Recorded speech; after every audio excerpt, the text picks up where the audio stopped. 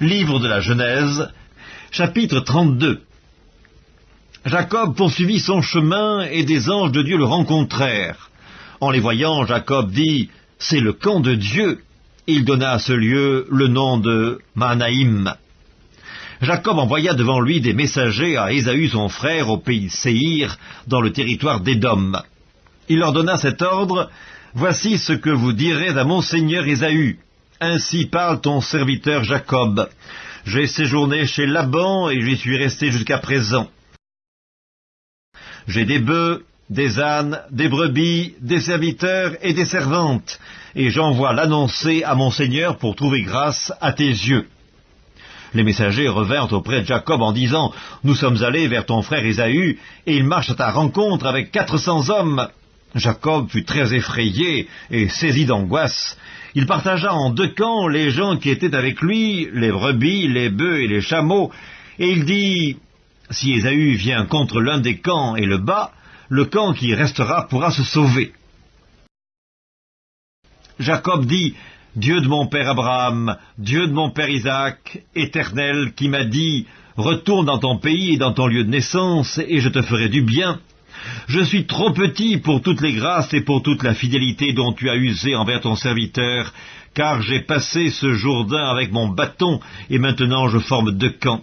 Délivre-moi, je te prie, de la main de mon frère, de la main d'Ésaü, car je crains qu'il ne vienne et qu'il ne me frappe, avec la mère et les enfants. Et toi, tu as dit, je te ferai du bien, et je rendrai ta postérité comme le sable de la mer, si abondant qu'on ne saurait le compter. C'est dans ce lieu-là que Jacob passa la nuit. Il prit de ce qu'il avait sous la main pour faire un présent à Ésaü son frère. 200 chèvres et 20 boucs, 200 brebis et 20 béliers, 30 femelles de chameaux avec leurs petits qu'elles allaitaient, 40 vaches et 10 taureaux, 20 ânesses et 10 ânes.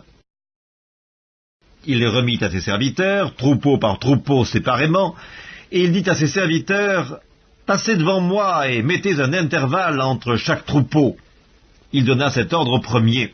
« Quand Ésaü, mon frère, te rencontrera et te demandera « À qui es-tu et où vas-tu et à qui appartient ce troupeau devant toi ?» tu répondras « À ton serviteur Jacob. C'est un présent envoyé à mon seigneur Ésaü. Et voici, il vient lui-même derrière nous. » Il donna le même ordre au second, au troisième et à tous ceux qui suivaient les troupeaux.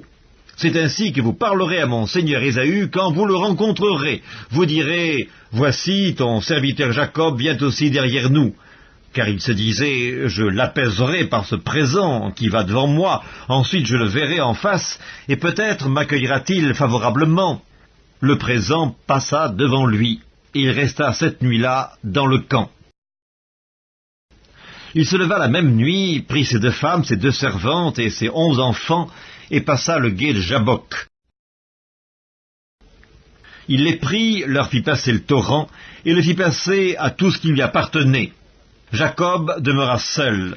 Alors un homme lutta avec lui jusqu'au lever de l'aurore. Voyant qu'il ne pouvait le vaincre, cet homme le frappa à l'emboîture de la hanche, et l'emboîture de la hanche de Jacob se démit pendant qu'il luttait avec lui. Il dit, « Laisse-moi aller, car l'aurore se lève. » Et Jacob répondit, « Je ne te laisserai point aller, que tu ne m'aies béni. » Il lui dit, « Quel est ton nom ?»